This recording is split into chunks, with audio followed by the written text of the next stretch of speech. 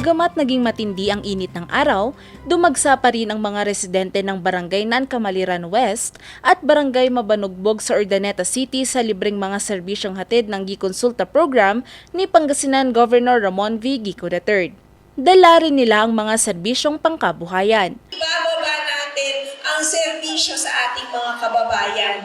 Ito'y para hindi sila mahirapan at makuha nila at abot kamay na nila ang serbisyo. Gusto po namin ng aking asawa na malusog ang bawat mamamayan at matamasa nila ang lahat ng pwedeng benepisyo na maibigay sa kanila. May libreng medical check-up, dental services, optical services na may kasamang libreng reading eyeglasses, laboratory test gaya ng urinalysis at random blood sugar at diagnostic test tulad ng x-ray. Bukod dito, namigay rin ng libreng binhi at seedlings para sa mga nais magtanim ang Office of the Provincial Agriculturist. Libreng gupit naman ang handog ng Public Employment Services Office o PESO. At syempre, mayroon ding veterinary services para sa mga alagang hayop kung saan tampok dito ang rabies vaccination, deworming, spaying, neutering at libreng bitamina para sa mga alaga.